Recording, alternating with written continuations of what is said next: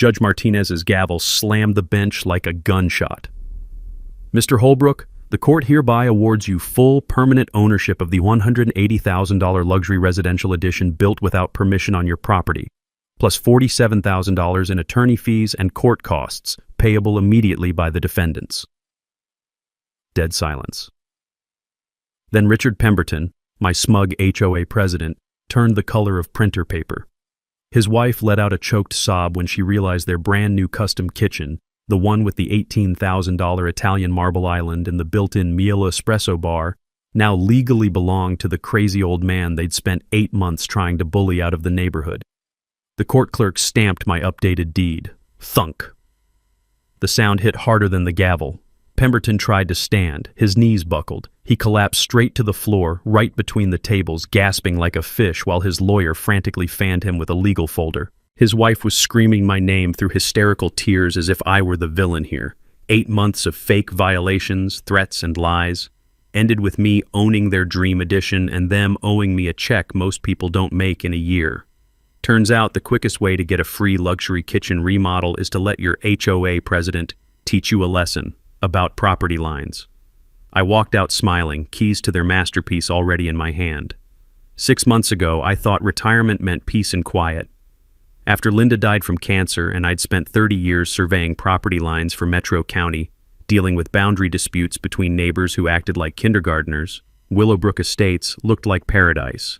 Manicured lawns, identical mailboxes, HOA brochure promising maintaining property values through rigorous community standards. What could possibly go wrong? The moving truck pulled away on a Tuesday morning in March. I was 61 years old, officially done with measuring other people's problems, ready for a simple life. Maybe grow some vegetables, read mystery novels without my phone buzzing at dawn about fence disputes, fix things around the house at my own pace. My surveying equipment went into the garage. Old habits die hard, and I still took occasional consulting jobs when property lawyers needed expert witnesses. 30 years of experience doesn't just disappear because you retire. The equipment was organized, professional, nothing commercial about it. 3 days later, she appeared. Janet Pemberton materialized at my driveway like a HOA horror story. Blonde highlights that cost more than my monthly groceries, designer yoga pants, clipboard clutched like a weapon of suburban destruction. "Excuse me," she said, not excusing anything. "I'm Janet Pemberton, HOA secretary. My husband Richard is the president. We need to discuss your storage violation." I looked at my garage. I looked at my 2 tool cabinets, surveying equipment on proper shelves, Linda's garden supplies neatly boxed, everything visible but organized. "What storage violation?" She clicked her pen, click, and scribbled something. "Section 12.3 of Community Guidelines. Professional equipment must be concealed from street view. You have 7 days to remedy this or face $50 daily fines." She handed me a photocopied notice, not even official letterhead, and strutted away like she'd just solved world hunger. I stood there holding this piece of paper, thinking about Linda. She would have laughed until she cried. "Marcus," she'd have said, "you moved to suburbia to escape property disputes and they started one in your driveway before you unpacked the dishes." That evening I walked the neighborhood to get oriented. Willowbrook Estates was built in 1987 on former farmland. I actually remembered when this area was surveyed for development. 43 houses, each on exactly 0. 23 acres according to the original subdivision plat, rolling hills, decent drainage, good sight lines for construction. Most neighbors seemed normal. The Washingtons next door were retired teachers who waved from their front porch. Across the street, Mike Rodriguez was a detective with Metro PD. We talked about his vegetable garden and swapped stories about dealing with difficult people, quiet folks who minded their own business. Then I met Richard Pemberton. His house dominated the corner lot, easily twice the size of mine, with elaborate landscaping that probably cost more than my annual pension. Richard answered the door wearing golf clothes that screamed, "I have money and want you to know it." "You must be our new neighbor." His handshake was too firm, too long, like a politician working a crowd. "Richard Pemberton, HOA president. Hope Janet explained our community standards. We work very hard to maintain property values here." She mentioned storage guidelines. "Exactly. See, Marcus, can I call you Marcus? We've built something special in Willowbrook. Property values up 18% over 5 years. But that only works if everyone follows the same rules, maintains the same standards. Behind him, I could see marble floors, furniture that belonged in a magazine, the kind of kitchen renovation that costs more than most people's cars. This wasn't a guy worried about $50 HOA dues or property values. This was about control. Makes sense, I said, keeping my voice neutral. Good, good.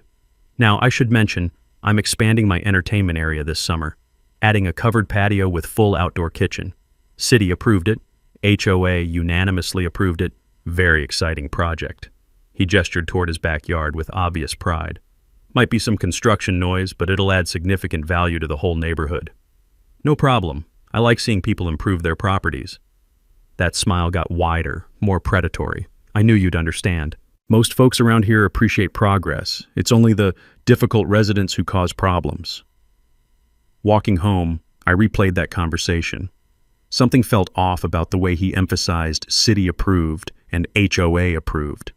In 30 years of surveying, I'd learned that people only over-explain permits when they're worried about something. Plus that comment about difficult residents. Was that a warning? But I was retired. Not my problem. Live and let live. I spent the weekend reorganizing my garage, moving surveying equipment to a back corner where it wasn't visible from the street. Technically compliant with their ridiculous rule. The violation notice disappeared from my mailbox Monday morning. No acknowledgement, no thank you, just gone. 2 weeks later, I was settling into retirement routine. Morning coffee, afternoon walks, evening reading. Quiet suburban life, exactly what I'd wanted after decades of chaos.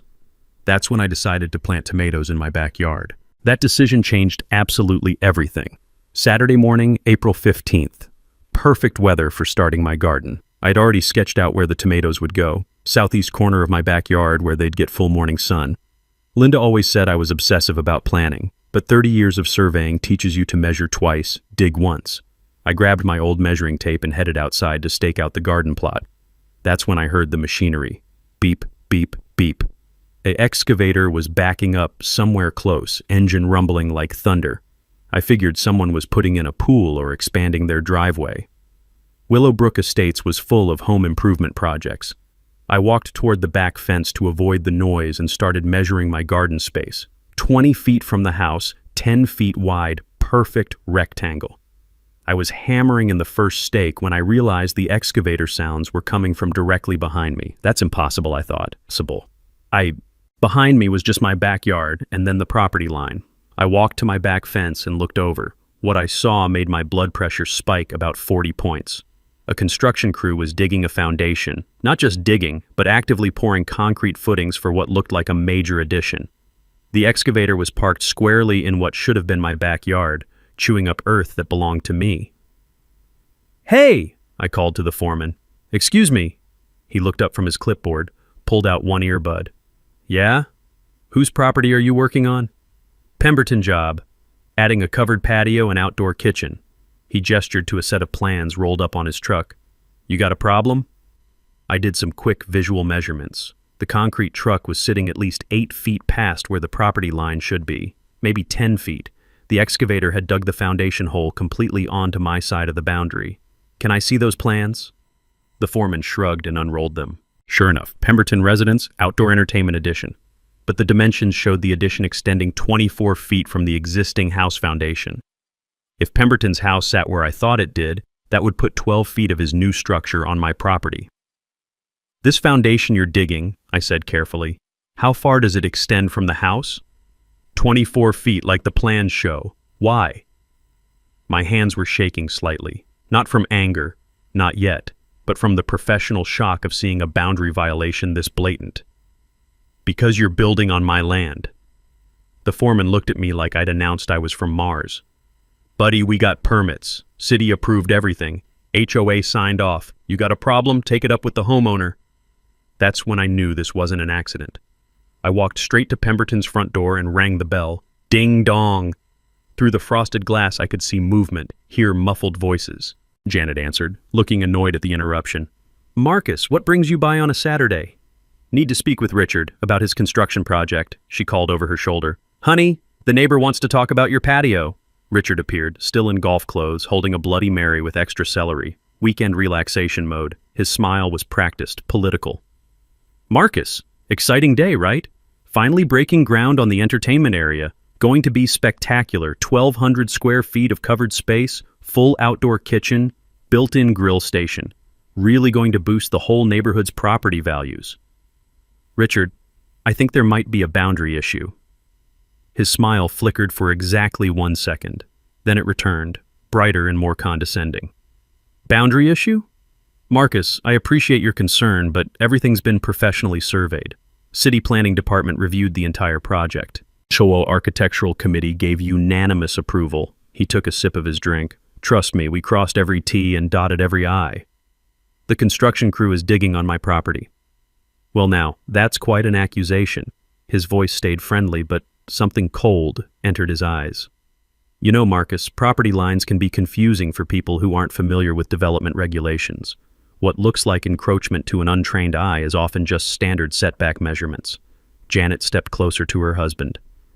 Richard works very closely with the City Planning Office. He's on the Zoning Review Board, the Architectural Standards Committee. He knows exactly where property lines are. The way she said it, like I was some confused old man who didn't understand how things worked. I surveyed properties for 30 years, I said quietly. Different era, different standards, Richard replied, waving his hand dismissively. Modern development has much more sophisticated measurement techniques. Plus, HOA covenants can supersede individual property interpretations when it benefits the community. That sentence hit me like a slap. HOA covenants superseding property rights? That's not how property law works. That's not how any of this works.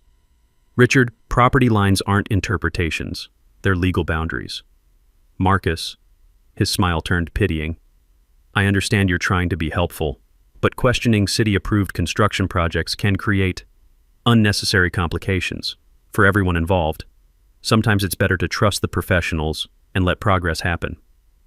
The threat was subtle but clear. Challenge this, and there would be consequences. I nodded politely and walked away. But my mind was already working. Monday morning, I was in my garage by 7 a.m. pulling out equipment I hadn't touched in 6 months. My Trimble GPS unit, still in its protective case.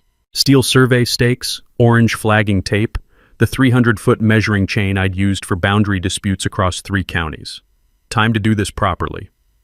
Professional land surveying isn't guesswork. It's math, GPS coordinates, and legal descriptions that hold up in court. After 30 years, I could run a boundary survey in my sleep. First step, find the original survey markers for my lot.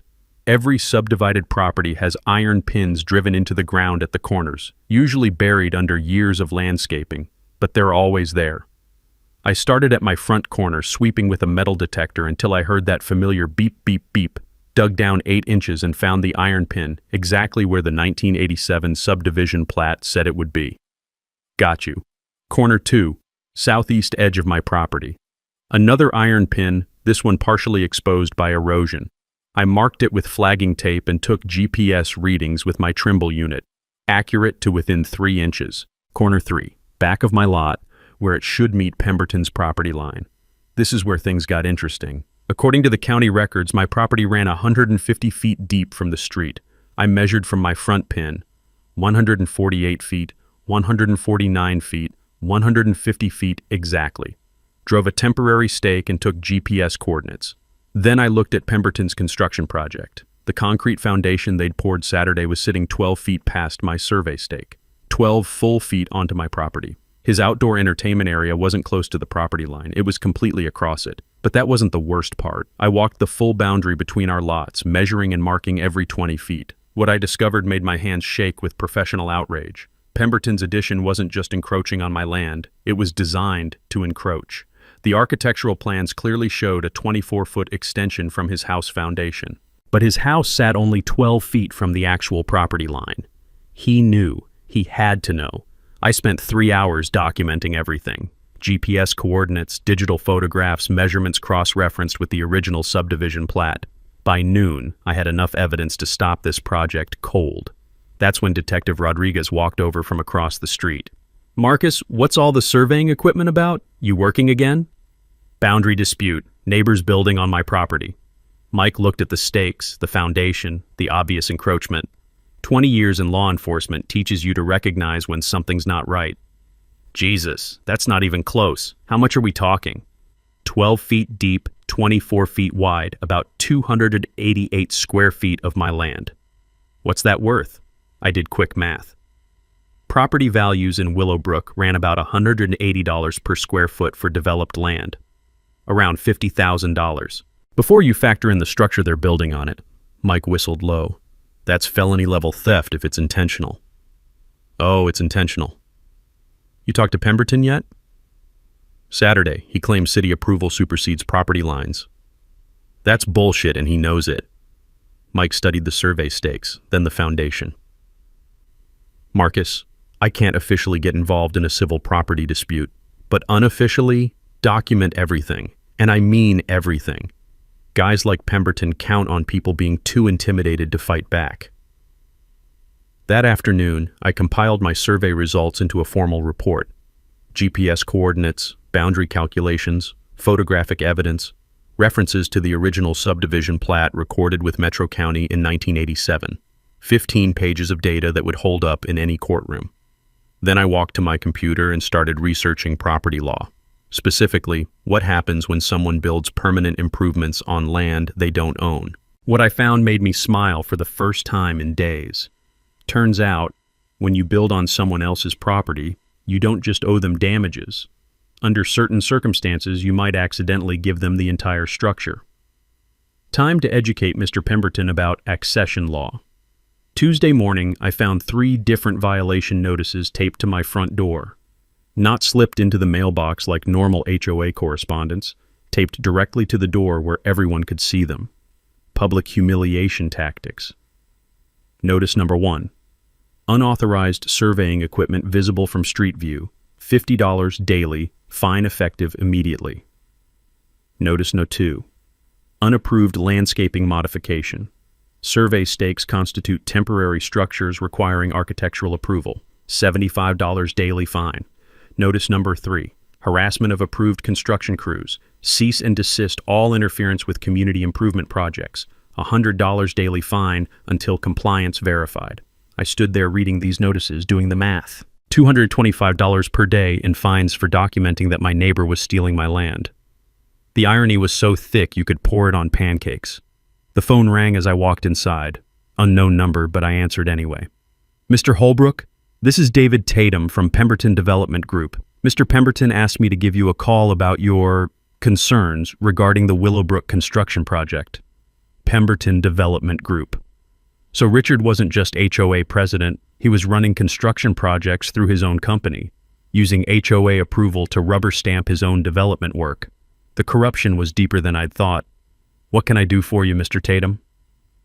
Well, Mr. Pemberton wanted to address this situation before it gets out of hand. He understands you have questions about property boundaries, and he's prepared to be very reasonable.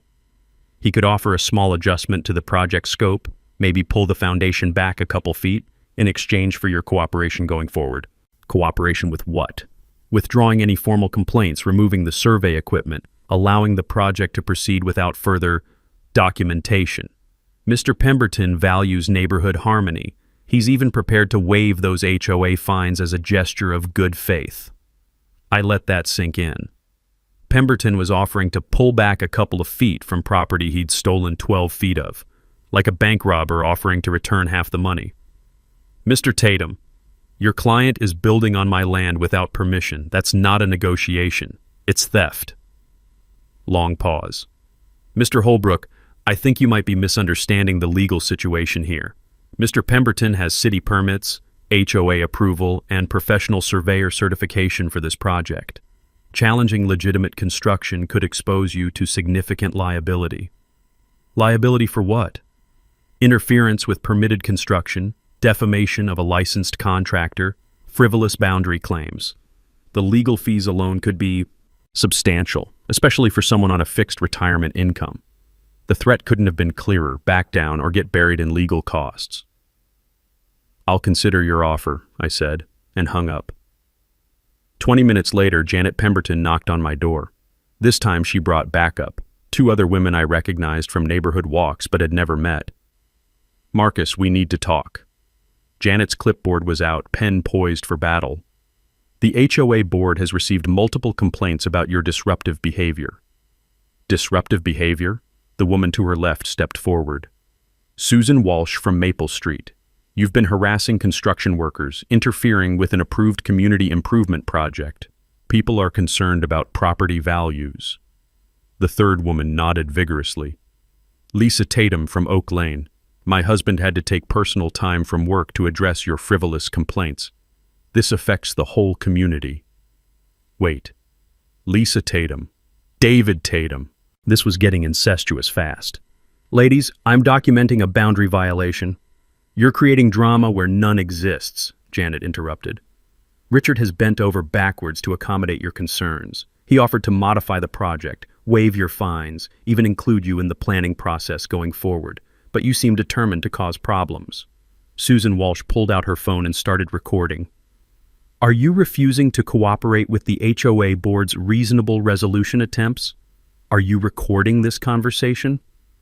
Community meetings are subject to documentation per HOA bylaws, Lisa Tatum said, reading from her own phone. Your refusal to engage constructively is being noted for the record. I realized what was happening. They were building a case for escalated enforcement action, recording my uncooperative behavior to justify whatever came next. I need to speak with an attorney before any further discussions, I said. Janet's smile turned predatory. That's certainly your right, though I should mention that HOA liens for unpaid fines can accumulate very quickly. We're currently at $450 in outstanding violations plus $50 daily compounding. By Friday, you'll owe over $800. At 30 days, we're authorized to begin foreclosure proceedings. Foreclosure? Standard HOA enforcement. When residents refuse to comply with community standards and accumulate significant fine debt, the association has legal authority to place liens and, if necessary, foreclose to recover costs. She flipped through her clipboard. It's all clearly outlined in the covenants you signed when you purchased your home. I felt my chest tighten. I'd bought this house to enjoy retirement, and 3 weeks later they were threatening foreclosure over fines for documenting theft. The easiest solution, Susan Walsh said, still recording, is simple cooperation. Remove the survey equipment, stop interfering with approved construction, accept Mr. Pemberton's generous boundary adjustment offer. This all goes away. What about the 12 feet of my property he's already built on? Alleged boundary discrepancy, Lisa Tatum corrected, unsubstantiated by any city-approved surveyor. After they left, I sat at my kitchen table staring at those violation notices. In 3 days, Pemberton had escalated from friendly dismissal to legal threats to foreclosure proceedings. The message was clear: accept the theft or lose my house. That's when I called Sarah Tatum. No relation to David or Lisa Tatum, thankfully. Sarah was a property attorney I'd worked with on boundary disputes over the years. Time to lawyer up. Because if Pemberton wanted to play hardball, he'd just challenge someone with 30 years of experience playing for keeps. Sarah Tatum's law office was a converted Victorian house downtown, all hardwood floors and legal books that actually got used. I'd worked with Sarah on boundary disputes for 15 years. She was sharp, thorough, and had zero tolerance for HOA bullying. Marcus, this is fascinating. She spread my survey documentation across her conference table. 12 feet of encroachment, documented with GPS coordinates, cross-referenced with the original subdivision plat. This is textbook boundary violation. The question is, what can we do about it? Several options. Injunctive relief to stop construction, lawsuit for trespass and damages, or... She paused, studying the survey measurements. Something more interesting. More interesting how? Tell me about the construction timeline. How much have they built so far? Concrete foundation. Framing starts Monday. They're moving fast. Sarah pulled a thick legal book from her shelf, flipped to a bookmarked section. Texas Property Code, Section 23102. When someone builds permanent improvements on another person's land without permission, the landowner can elect to keep the improvements and pay their value or force the builder to remove them. I can keep his addition? Potentially, but there's an even better option under accession law. If the improvements are substantial and removing them would cause economic waste, courts can award ownership of the improvements to the landowner without compensation to the builder. I felt something shift in my chest. You mean he builds me a free edition and gets nothing?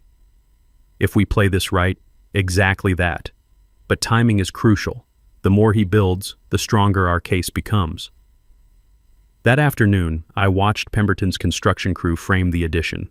24 feet by 18 feet of premium lumber, engineered to support a heavy roof. They were building quality work, on my land. Around 5 p.m., my doorbell rang. Richard Pemberton stood there alone, golf clothes replaced by an expensive business suit. His friendly mask was gone. "Marcus, we need to resolve this situation immediately." "I'm listening." "You're harassing my contractors, filing frivolous surveys, creating legal complications for a legitimate construction project. It stops now." "Your project is 12 feet onto my property." "According to an outdated survey by someone who hasn't worked professionally in 6 months." His voice was getting louder. "I have city approval, HOA approval, and a current surveyor's certificate. Your amateur measurements don't trump official permits. Those permits are based on false information about the property boundaries." "Prove it." He stepped closer, using his height to loom over me. "Take me to court. Spend your retirement savings on legal fees fighting the city planning department, the HOA board, and a licensed development company. See how that works out for a bitter old man with too much time on his hands." The mask was completely off now. This was the real Richard Pemberton, not the friendly neighbor, but the bully who'd been running Willowbrook Estates like his personal kingdom. "Richard, I documented everything. GPS coordinates, photographic evidence, cross-reference measurements. Any court will see a disgruntled retiree harassing his neighbors over imaginary boundary disputes." He pulled out his phone, showed me a video. It was me measuring property lines, talking to his construction crew, looking frustrated and argumentative. Uploaded to the neighborhood social media group 2 hours ago. "Difficult neighbor disrupting community improvement project." Already got 47 comments supporting my position. I watched the video, cleverly edited to make me look unreasonable, confrontational. Comments rolling in. Some people just want to cause drama. The HOA should fine him for harassment. Property values suffer when residents act like this. "You posted this without my permission." Public property, public street, First Amendment. His smile was vicious now. "Marcus, you're fighting a war you can't win. I have connections at City Hall, 15 years on the HOA board, and legal resources you can't match. Walk away now, accept my generous boundary adjustment offer, and this ends quietly.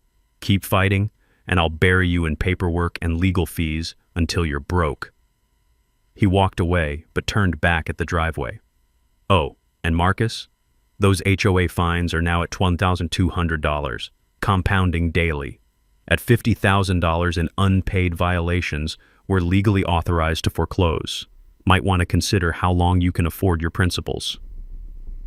That evening, I called Mike Rodriguez. 20 years in law enforcement, he understood escalation patterns. "Marcus, this guy's following the classic bully playbook. Isolation, financial pressure, reputation damage, escalating consequences. Question is, what's his end game? Keep my property, I guess." "No, think bigger. If he's running development projects through his own company and using HOA authority to approve them, this isn't about one addition. This is about a business model." Mike was right. I pulled up the Metro County permit database online, searched for Pemberton Development Group. What I found made my stomach drop. 17 different projects in the last 5 years, all in HOA-managed communities, all with Richard Pemberton on the Architectural Review Board or in HOA leadership. Pool installations, home additions, landscaping projects, millions of dollars in development work, all pre-approved by HOAs that Pemberton controlled. "Mike, I think I stumbled into something bigger than a property dispute." "How much bigger?" "Systematic corruption. He's using HOA positions to funnel development contracts to his own company. That's fraud. Multiple counts, potentially federal if he's crossing state lines or using mail systems." The next morning, I found a new surprise in my mailbox. Not an HOA violation, a cease and desist letter from Pemberton Development Group's attorney demanding I stop defamatory statements about their business practices and threatening a lawsuit for tortious interference with contract. But here's what Richard Pemberton didn't know about retired county surveyors. We're stubborn, we document everything, and we have really good relationships with investigative journalists. Time to make some phone calls. Amy Walsh from the Metro Herald had covered HOA corruption stories before. 3 Pulitzer nominations for investigative journalism, and a personal hatred of petty tyrants with clipboards. When I called her Thursday morning, she was interested immediately. Property theft through HOA manipulation? Marcus, this is exactly the kind of story that goes viral. Can you prove the boundary violation? GPS coordinates, original survey plats, photographic documentation. Plus, I found 17 other Pemberton development projects, all in communities where Richard sits on the HOA board. Holy shit, this isn't just theft, it's systemic fraud. We met Friday afternoon at a coffee shop downtown. I brought my entire evidence folder. Survey reports, permit applications with false boundary descriptions, the cease and desist letter, screenshots of Pemberton's social media posts attacking me. Amy's eyes got wider with each document. Marcus, this is incredible. Look at this pattern. He gets elected to HOA leadership, changes architectural guidelines to favor his projects, then uses his development company to capitalize on the changes. That's criminal conspiracy. Can you publish it? Can I publish it? Marcus, this story writes itself. HOA president steals neighbor's land for personal development project. It's got everything: corruption, bullying, David versus Goliath. Social media will eat this up. The article went live Sunday morning with the headline, HOA president built luxury addition on neighbor's property, then threatened foreclosure when caught. Amy had done her homework. Photos of the encroachment with clear measurement markers, copies of the threatening HOA violation notices, screenshots of Pemberton's social media posts, a sidebar explaining property law and homeowner rights. Most damaging, a list of all 17 Pemberton development projects, with dates showing when Richard joined each HOA board. The story exploded. By noon, it had 15,000 shares on Facebook. The neighborhood social media group where Pemberton had posted his edited video of me was flooded with comments supporting my position. This is why I hate HOAs. Property theft should be prosecuted criminally. Someone needs to investigate all his other projects. My phone started ringing. Neighbors I'd never met, calling to apologize for believing Pemberton's version. 3 other Willowbrook residents admitted they'd had boundary disputes with HOA-approved projects but were too intimidated to fight. The Washingtons from next door knocked on my door Sunday evening. Marcus, we owe you an apology. We saw Richard's video and thought you were just being difficult. But after reading that newspaper article, Mrs. Washington shook her head. We measured our own property line where it meets the Pemberton's new fence from last year.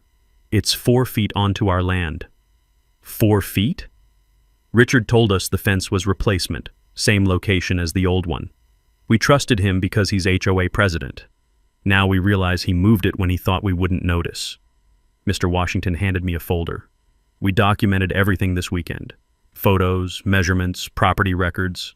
Would your lawyer be interested? Monday morning brought more phone calls. A reporter from Channel 8 News wanted to interview me. The Metro County District Attorney's Office had received multiple complaints about Pemberton Development Group and was reviewing the matter. A private investigator working for other HOA fraud victims wanted to compare notes, but the best call came from Detective Rodriguez. Marcus, you need to see this. 3 more homeowners contacted our fraud division over the weekend. All Pemberton development projects, all involving HOA-approved encroachments. The DA's opening a criminal investigation. Criminal charges? Wire fraud, conspiracy, theft by conversion. If this pattern holds across multiple communities, we're looking at federal charges. You just brought down a criminal enterprise. That afternoon, Richard Pemberton's addition was half finished. Roof trusses up, electrical rough-in complete. Beautiful work that was about to become evidence in a criminal case. But I wasn't done yet. Sarah Tatum had filed our legal response, and it was going to change everything. Sarah Tatum called me Tuesday morning, and I could hear the excitement in her voice. Marcus, I've been researching accession law all weekend. What Pemberton's done isn't just trespass. It's the legal equivalent of gift-wrapping his addition and handing you the deed. Explain that again? Texas property code is very clear about improvements built on someone else's land. If the improvements are substantial, permanent, and removing them would cause economic waste, the landowner can elect to keep them, no compensation to the builder. I drove to her office immediately. Sarah had law books spread across every surface, yellow sticky notes marking relevant cases. Here's the precedent. Johnson v. Riverside HOA 2019. Almost identical facts. HOA president approved construction that encroached on neighbor's property. Court awarded the entire structure to the landowner, valued at $145,000. Builder got nothing. Pemberton's addition is worth more than that. Current construction value is about $180,000, yes. But here's the beautiful part. We're not suing for damages or asking him to move the structure. We're filing a claim for legal ownership of the entire addition. She showed me the legal filing. Petition for quiet title and award of improvements under doctrine of accession. Sarah, can we actually win this? Marcus, we've already won. The law is crystal clear, the boundary violation is documented with GPS precision, and Pemberton built permanent improvements knowing he was on your land. Any judge who understands property law will award you ownership. What about his permits and HOA approval? Irrelevant. You can't permit someone to build on land you don't own. The city approvals are based on false boundary information that Pemberton provided. The HOA approval is meaningless because HOAs can't authorize trespass. We filed the petition Wednesday morning. Sarah hand-delivered copies to Pemberton's attorney and the construction company. I wanted them to know exactly what was coming. The reaction was immediate. Pemberton called my house at 8 p.m., screaming so loud I had to hold the phone away from my ear. "You cannot steal my addition. I have $180,000 invested in that project. Richard, you built it on my land without permission. Texas law is very clear about the consequences. This is extortion. Theft. I'll have you arrested." Actually, the theft was when you built on my property. I'm just claiming what's legally mine under accession doctrine. Accession doctrine? You can't just make up legal terms? I read him the relevant statute. When improvements are made to real property by one who is not the owner thereof, the owner of the property may elect to acquire ownership of such improvements. Long silence. Then, this is insane. No court would award you my addition. Johnson versus Riverside HOA says otherwise. 2019 case. Almost identical facts. Builder lost everything. Another silence, longer this time. When he spoke again, his voice was different, calculating instead of angry. "What do you want, Marcus?" "Nothing. I want exactly what the law says I'm entitled to. Ownership of improvements built on my property. Be reasonable. I'll pay you for the land value. Fair market price plus damages. We can resolve this without involving the courts." "Richard, you spent months threatening me with foreclosure, calling me mentally unstable, posting videos to humiliate me. You had multiple opportunities to resolve this reasonably. Now we do this the legal way." Thursday morning, I watched his construction crew standing around looking confused. No work was happening. The project was dead in the water while lawyers sorted out who owned what. Janet Pemberton showed up at my door around noon, tears in her eyes. "Marcus, please. That addition is our retirement dream. We've saved for 5 years to afford it. Richard made a mistake with the property lines, but we can fix this." "Janet, your husband didn't make a mistake. He deliberately built on my land, then tried to bully me into accepting it. This is the consequence. But the legal fees alone will bankrupt us. Richard's development company is already under criminal investigation. If we lose the addition too..." I felt a moment of sympathy. Janet wasn't the villain here. She'd just married one. "Janet, I'm sorry this affects you, but I didn't create this situation. What if we deed you equivalent land from our backyard? Same square footage, fair trade? Your backyard isn't worth $180,000 in construction improvements." She left crying. Friday afternoon, Detective Rodriguez called with an update on the criminal investigation. "Marcus, Pemberton Development Group has been running this scam for at least 7 years. Systematic fraud across multiple communities. The DA is preparing charges on 16 separate cases of theft by conversion." What does that mean for my case? Means Pemberton's going to be too busy avoiding prison to fight your property claim. His lawyer called the DA's office asking about plea bargains. Man's looking at 5 to 10 years if this goes to trial. Saturday morning, I walked into my backyard and looked at Pemberton's half-finished addition sitting on my land. Beautiful craftsmanship, premium materials, professional work. In 2 weeks, I'd gone from planting tomatoes to potentially owning a $180,000 luxury addition. Sometimes the best revenge is just letting people finish digging their own graves. The hearing was scheduled for Tuesday, November 7th at 9 a.m. in Judge Martinez's courtroom. Sarah Tatum had warned me that accession cases usually took months to resolve, but the criminal investigation into Pemberton Development Group had fast-tracked everything. The DA's office wanted civil matters settled before criminal proceedings began. I arrived early, carrying a banker's box full of evidence. Survey reports, GPS coordinates, original subdivision plats, photographs documenting the encroachment. 30 years of professional surveying had taught me that cases are won with documentation, not drama. Pemberton's legal team filled an entire row, 3 attorneys in expensive suits, briefcases that probably cost more than my monthly pension. David Tatum, the lawyer who'd originally threatened me, looked like he'd aged 5 years and 2 months. The criminal investigation was taking its toll. Richard and Janet Pemberton sat behind their attorneys.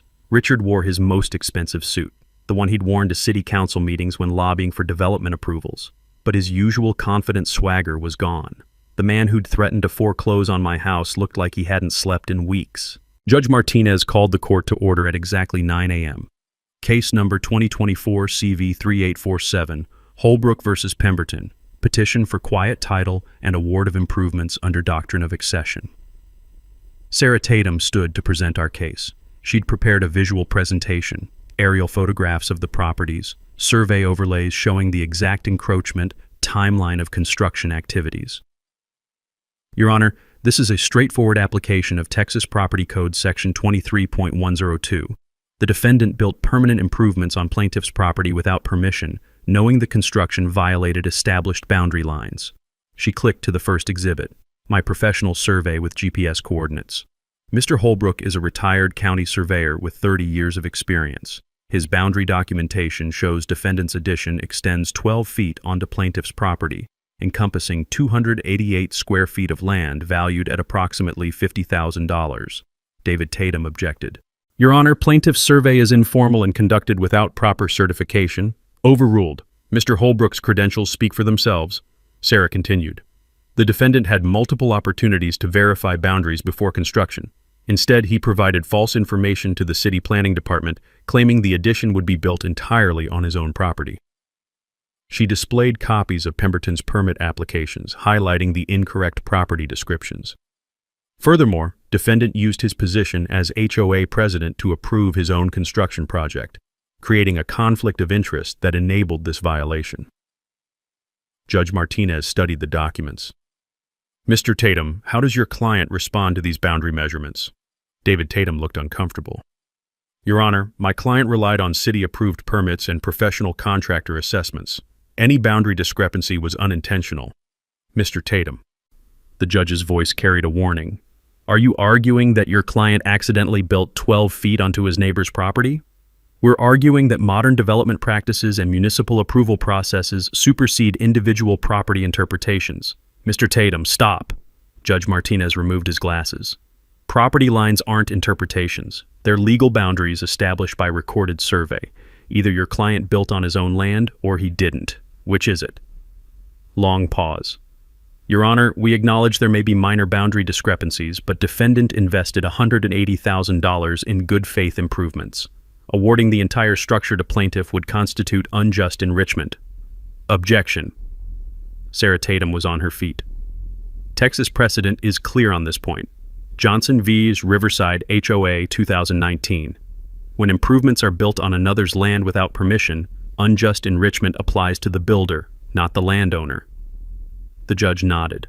I'm familiar with Johnson. Similar facts, clear precedent. David Tatum tried again. Your Honor, defendant is willing to compensate plaintiff for land value plus reasonable damages. We propose a settlement of $75,000 to resolve this matter equitably. Mr. Tatum, your client had months to propose equitable settlements. Instead, he threatened foreclosure proceedings against the plaintiff for documenting the violation. This court will apply the law as written. I watched Richard Pemberton's face turn pale. His attorney was throwing Hail Mary passes, but Judge Martinez clearly understood the legal issues. Sarah Tatum presented our final argument. Your Honor, Texas Property Code Section 23.102 states that when permanent improvements are made on another's land, the landowner may elect to acquire ownership of such improvements. The statute exists specifically to prevent situations like this, where builders attempt to strong-arm landowners into accepting encroachments. The improvements in question are substantial, $180,000 in construction value. Removing them would constitute economic waste. Defendant built with full knowledge of the boundary violation, as evidenced by his attempts to intimidate plaintiff into accepting the encroachment. She paused for effect. Plaintiff elects to acquire ownership of the improvements under accession doctrine. Judge Martinez reviewed his notes for several minutes. The courtroom was dead silent except for the scratch of his pen and the nervous shuffle of Pemberton's legal team. Finally, he looked up. This case presents a clear application of well-established property law. The evidence shows defendant built permanent improvements 12 feet onto plaintiff's property without permission. The boundary violation is documented with professional precision. Defendant's permits are based on false property descriptions that he provided to municipal authorities. Richard Pemberton gripped the table in front of him. Furthermore, defendant's conduct after the violation was discovered, threatening foreclosure, filing frivolous HOA violations, attempting to intimidate plaintiff into accepting the encroachment, demonstrates willful disregard for property rights. The judge paused, looking directly at Pemberton. Texas law provides clear remedies for this situation. Property Code Section 23.102 allows landowners to acquire improvements built on their land without permission. Johnson v. Riverside HOA provides directly applicable precedent. Janet Pemberton started crying quietly. Therefore, this court awards plaintiff Marcus Holbrook full ownership of the residential addition constructed on his property, including all fixtures, improvements, and attached structures. Current construction value is stipulated at $180,000. The gavel hadn't fallen yet, but I could see David Tatum frantically writing notes. Additionally, defendant shall pay plaintiff's attorney fees and court costs in the amount of $47,000, as provided under Property Code Section 5.062 for successful boundary dispute litigation. The gavel hit the bench like a gunshot. Mr. Holbrook, you are hereby awarded full permanent ownership of the $180,000 luxury residential addition built without permission on your property, plus $47,000 in attorney fees and court costs payable immediately by the defendants. Dead silence. Then Richard Pemberton turned the color of printer paper. His wife let out a choked sob when she realized their brand-new custom kitchen, the one with the $18,000 Italian marble island and the built-in Mealy espresso bar, now legally belonged to the crazy old man they'd spent 8 months trying to bully out of the neighborhood. The court clerk stamped my updated deed. Thunk! The sound hit harder than the gavel. Pemberton tried to stand. His knees buckled. He collapsed straight to the floor, right between the tables, gasping like a fish while his lawyer frantically fanned him with a legal folder. His wife was screaming my name through hysterical tears, as if I were the villain here. 8 months of fake violations, threats, and lies ended with me owning their dream addition and them owing me a check most people don't make in a year. Turns out the quickest way to get a free luxury kitchen remodel is to let your HOA president teach you a lesson about property lines. I walked out smiling, keys to their masterpiece already in my hand.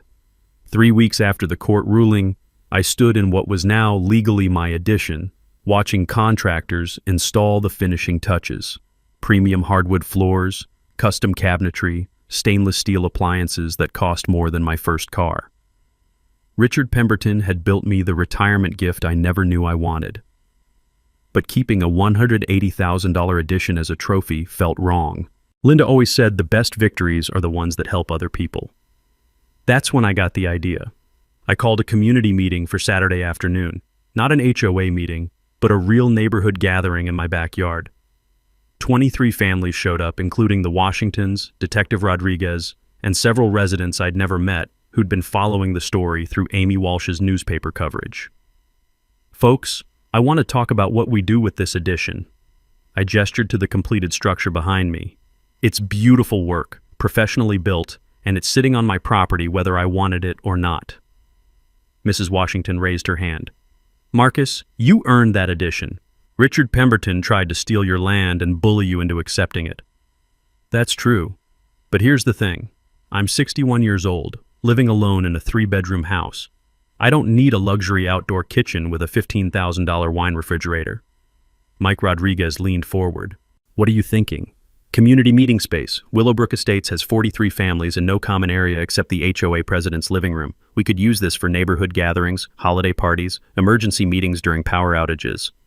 The response was immediate and enthusiastic. Lisa Tatum, no relation to Pemberton's lawyer, volunteered to coordinate a holiday potluck. The Washingtons offered to maintain the landscaping. 3 families with teenagers suggested using the space for graduation parties. There's more. I pulled out a folder Sarah Tatum had helped me prepare. The court awarded me $47,000 in attorney fees from Pemberton. I don't need that money either. I explained my idea. The Willowbrook Estates Educational Fund. Local high school students pursuing careers in surveying, engineering, or law could apply for scholarships funded by the settlement money. The first $47,000 would be seed money, but we could fundraise for additional awards. Richard Pemberton tried to use his HOA position to steal land and intimidate neighbors. Let's turn his legal fees into something that actually helps young people build better futures. The vote was unanimous. By December, the transformation was remarkable. The addition had become the heart of neighborhood life. We'd hosted 3 community meetings, a Thanksgiving potluck for 37 people, and planning sessions for next year's 4th of July block party. The outdoor kitchen got regular use, families borrowing the space for birthday celebrations, weekend barbecues, even a wedding anniversary party. The scholarship fund was growing too. Amy Walsh's follow-up articles about the community transformation had brought donations from across Metro County. Local businesses contributed gift cards for fundraising raffles. The first scholarship awards would go out in spring, $5,000 each for 3 students. Richard Pemberton had resigned from the HOA board the day after the court ruling. A criminal plea agreement kept him out of prison, but his development company was finished. The house next door went up for sale in January. Apparently, the Pembertons were relocating somewhere their reputation hadn't preceded them. Janet Pemberton stopped by one afternoon in February, looking exhausted, but no longer hostile. "Marcus, I owe you an apology. I knew Richard was cutting corners on some projects, but I didn't realize how bad it was until the DA showed us the evidence." "Janet, I'm sorry this affected your family." "You have nothing to apologize for. Richard made his choices." She looked at the addition, now decorated with community meeting schedules and scholarship fund information. "I'm glad something good came out of this mess." The new HOA board was a different animal entirely.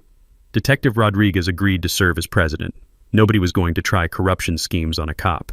Mrs. Washington became secretary. The first new policy eliminated conflict of interest approvals and required independent surveying for any construction project within 10 feet of property boundaries. Spring brought the first scholarship awards. 3 local students received $5,000 each. Maria Santos, planning to study civil engineering, James Kim, accepted to law school, and Ashley Rodriguez, Mike's daughter, pursuing a degree in environmental science. The ceremony was held in the addition with the whole neighborhood attending. Watching those kids accept scholarships funded by their community felt better than any legal victory. 6 months ago, I'd been a retired surveyor trying to plant tomatoes. Richard Pemberton's greed and arrogance had turned that simple goal into a legal war. But sometimes the best revenge isn't destroying your enemy, it's building something beautiful on the ruins of their schemes. The addition still had that wine refrigerator Richard had been so proud of. We used it to store sodas for community meetings and sparkling cider for scholarship celebrations. Every time I opened it, I smiled. Turns out stolen land makes excellent foundation for legitimate community building. 1 year later, I was back in my garden planting tomatoes, the same project that started this whole adventure. But now I had help. The Willowbrook Estates community garden had grown into a neighborhood tradition, with families contributing vegetables that we shared through the addition's outdoor kitchen. Richard Pemberton was ancient history. The new owners of his house were a young couple with twin toddlers who actually waved when they saw neighbors. The contrast was remarkable. The scholarship fund had awarded $25,000 to 8 students over 2 semesters. Maria Santos sent updates from engineering school. James Kim was clerking for a property law firm, planning to specialize in HOA disputes. Ashley Rodriguez was designing sustainable communities for her senior project. But the real victory was subtler. Willowbrook Estates had transformed from a place where one bully controlled 43 families into an actual community where neighbors knew each other's names. The addition hosted something almost every weekend: birthday parties, game nights, planning meetings for the annual block party. Detective Rodriguez, still HOA president, had instituted monthly coffee and complaints sessions where residents could discuss issues without formal proceedings or violation notices. Amazing how many problems disappeared when people talked instead of threatening each other. Every morning I walked past the addition and remembered Richard Pemberton's threat. Trust the professionals and let progress happen. He was right about progress, just wrong about who would benefit from it. Sometimes the best way to stop a bully is to let them build your victory for you. Have you ever dealt with HOA overreach or boundary disputes? Share your story below. You might be surprised what legal options you have. Thanks for hanging out with us on HOA Stories, where the HOA Karens meet their match. If this story had you cheering or cringing, go ahead and like the video, drop a comment with your reaction, and hit subscribe so you're ready for the next wild HOA tale.